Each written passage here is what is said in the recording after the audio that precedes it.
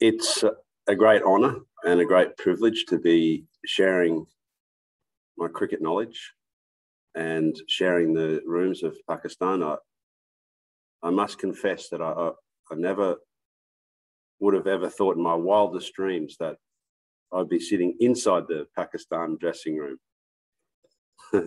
All the great battles over the years that we've had as nations, and long may they continue with the blessings. The mood is high. The relationships within the team are strong. Players seem very happy, very relaxed, in spite of the obvious pressures, in particular, the pressures starting with our first match. The camp is strong and solid and feels good, and it's a great privilege to be a part of it. Thank you. Thank you. Shahid Hashmi, can you ask the question first, and then Majid Bhatti, please? Matthew, you have been part of Ashes, one of the greatest rivalries in the cricketing world. How would you compare this rivalry between India and Pakistan and the Ashes, and the kind of pressure it brings on the players on both sides? True and accurate comment that for Australia, it's England as the old guard, as they would say. I mean, you could argue that England versus anyone, considering that at various stages we've been ruled by the kingdom of the UK, and cricket wouldn't be on our shores if it hadn't been for that. But nothing also that I've ever seen throughout various elements of the game that I've been a part of ever matches the rivalry between India and Pakistan. And so, yes, there is an obvious pressure, as there is an obvious pressure playing against England if you're an Australian. The pressure, though, is only as much as what you allow it to be.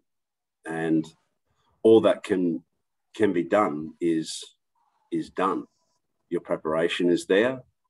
Your experience is there. Your opportunity now becomes a history-making opportunity. We can present all the stats. We can do all of our homework and research, but nothing can replace what will be the stat that we all write about, that we all dream about, that we all coach about or commentate on, which will be the event itself. So I sense that our players are ready for that opportunity, and I sense that there is a calmness around our group that warrants us to be a successful competitor on the day. So all that is done, and now it's just the opportunity of playing the game. Majid bhai, आप question कर लें और kindly Shahid bhai and Majid bhai पे mic.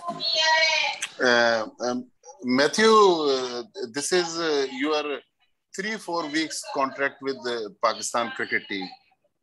In this cricketing world, no one coach make difference in 3-4 weeks. Are you interested to deal with the Pakistan cricket team, and you want a long-term contract, or you have already your prior commitments with your commentary assignments?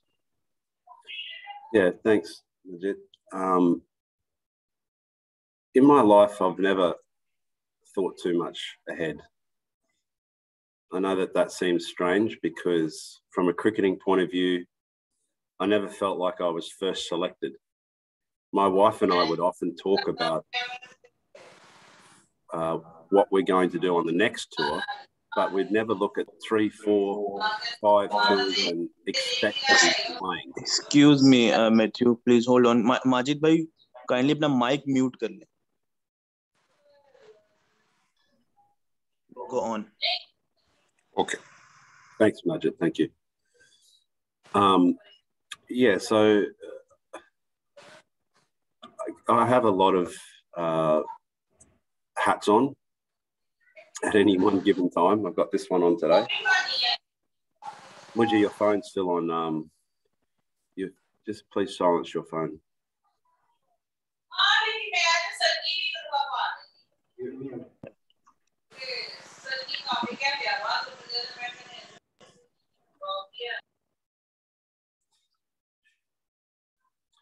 Yes.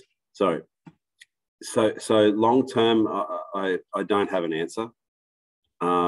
Short term, I also don't have an answer.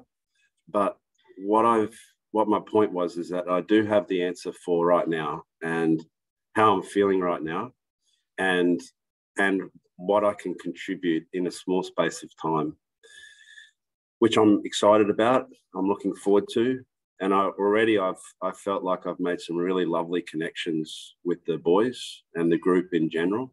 And I'm excited about growing that potential and that opportunity. And that if that leads with wisdom to other potential engagements, then that will be considered at the time. Right now, though, we have a World Cup to win. And right now we have the first game of the tournament to also win. So my heart will be focused on that, not the future. If I can make one comment, though, about the broader context of the game, and that is that no matter how I'm involved in the game, I feel incredibly blessed to have had the opportunities to see the game from all levels, either as an administrator, as a coach, as a player, as a father, to two boys who love the game, as a brother and as a son. So it's a complete cycle of life that's just given me so much joy and pleasure, and I'm so excited, whether I've got a mic in my hand, commentating on, various tournaments across the world, which I've done post my cricketing career. To be able to narrate our great game is one of the great privileges and pleasures and opportunities that I get daily. Even in spite of retiring fully since 2011. So I do feel incredibly humbled and incredibly blessed. But the future, I have no idea. and anyone who tells you that they know their future is not telling the truth, because let's face it, who really does know? Thank you. So Yaqub Sam and Yusuf Anjum, please. Hayden, Mr. Hayden, how much chances you are seeing about Pakistan victory against India, especially after watching the warm matches of both the teams? Yes, I think closely I've been watching Indian cricket for some time. As I've just mentioned, I've more or less watched KL Rahul, for example, who's a major threat to Pakistan, grow up as a boy, seeing his struggles with test matches versus, his dominance in the shorter formats of the game. Seeing someone like Rishabh Pant with his cheeky smile and his brash nature and his beautiful vision for the game, watching how he's destroyed bowling attacks because he's got that opportunity and sees it that way. So yes, I think, individually, I think it's always fantastic to see how players perform in a pressure match. And this camp has got some wonderful assets that will perform on the day, that are ready to perform on the day. If you look at the way that Evan Fakar has gone about his preparations for this match, not to single him out, but to look at the way that he has extended himself in the two warm-up matches, it's exciting to think that can happen, come a few days' time versus India.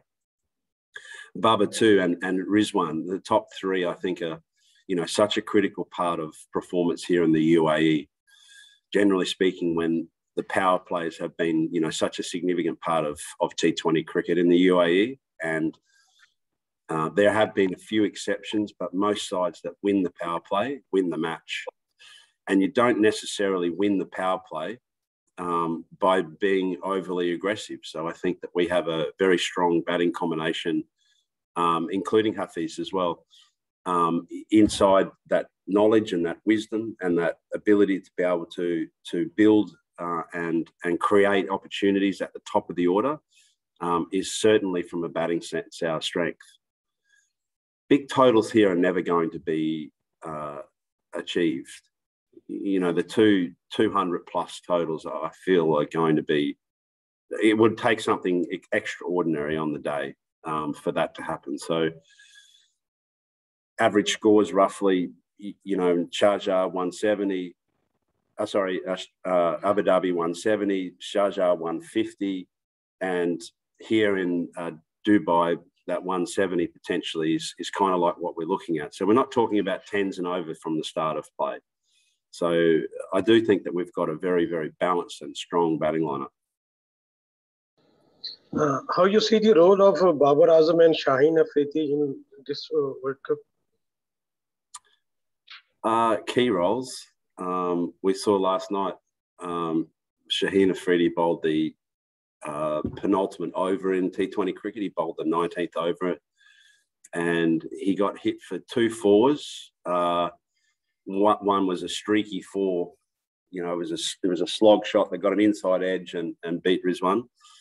And I think it went for 8 or 9 over, but it was a very, very strong performance. So that 19th over in T20 cricket and the 20th over is such a key part of the bowling unit. And Bubba obviously, has his own role to play, not only in terms of leadership, because as you've seen through the IPL, the 2 dominant captains here in the UAE, MS Dhoni, World Cup winner, and Owen Morgan, World Cup winner, even though their individual performances weren't as good as what they have previously done within their own statistical record, but the way that they led their troops and conducted themselves is an important part of the UAE, because as I mentioned, it's not, one side's not necessarily going to run away with it here. It's a real dogfight. The conditions and the margins for errors are very little, and so good leadership is going to be key. And I think Bubba has that commands that presence, and he commands that role, and he needs to fulfill that role. On a batting sense as well, he I think is the premium player. He will be targeted. He will also be the person that everyone is wanting to as Christopher Gale says, put in his pocket. And so, yes, there's going to be additional pressure on him, both as a captain and also as a batsman. But I sense that the way that he goes about it is going to be spot on. Last full question for last 4 minutes. Atik Bhai and Kadir Khwaja first. No, Ibrahim, thank you. Already same question. Thank you. Kadir Khwaja, please go on. Matthew, don't you think that power hitting is an overhyped term when it comes to slow pitches like UAE? Yes. Yes, I do. If you were to take the average strike rate across the UAE, most sides would be very similar in that way. Most sides start relatively conservatively with the bat and build through to that 6th over, trying not to have 3-4 wickets down, trying to minimise the damage to the batting assets. Power hitting, though, is also an important element of T20 cricket. If you have a look at the way, for example, Narayan, who's not even picked for the West Indies, which seems ridiculous, but he can make impact, down at 16. The way that Hassan Ali can do the same. He strikes the ball differently to people with great power, and it's an extremely important role that you have those dynamic hitters that can come through between the 15th and the 20th over and do damage, like a Narayan can, like a Kyron Pollard can, like a Hayden can, for example. Who's got power and energy through their hands that are an important asset to this game.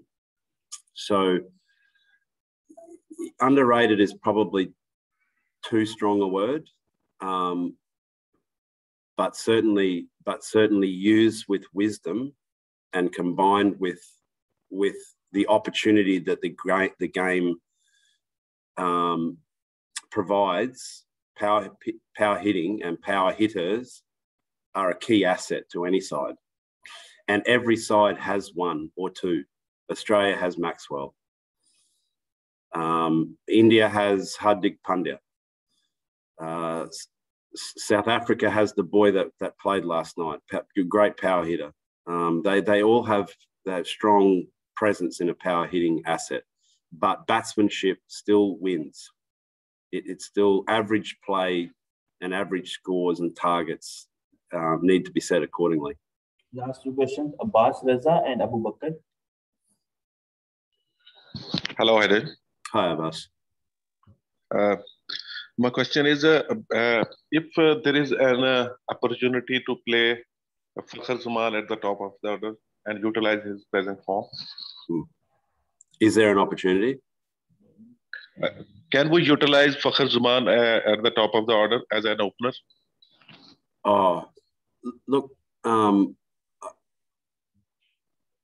clearly I will have inputs into through coach as to how I sense the game, but that's a selection issue really. And the answer to your question is yes. Fakhr can play anywhere in those top four positions because he commands that performance. I think he's played, in the 2 games that he's played here in the UAE, he has performed very solid. His strike rate for his 40 in the first game was 180. Last night it was where typically it's 130 odd. Last night it was also above 160. He's playing very nicely, but he's also playing smart as well. I quite like him inside that as that number 3, that sheet anchor role, because of his way that he's got this great ability to be able to assess the conditions quite quickly, but then he can advance the game based on that partnership with Rizwan and Bubba. So personally, I like him at number 3. Thank you. Last question, please.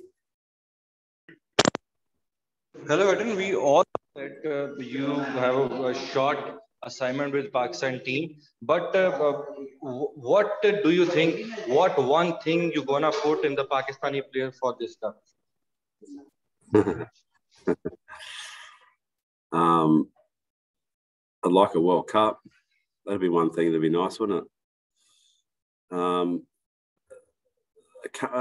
I think calmness is maybe something that, and maybe you have your own impressions on that as well. Like as a player, you would have seen the way that I went about playing the game, but I think just generally a sense of calmness and of control and of remaining very present in play.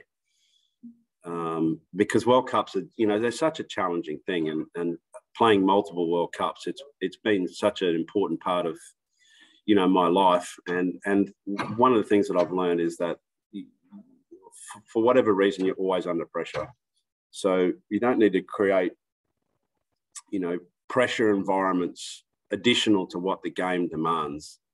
So it will be just to remain calm. I think that'll be the one thing. Thank you so much, Coach. Thank you, everyone.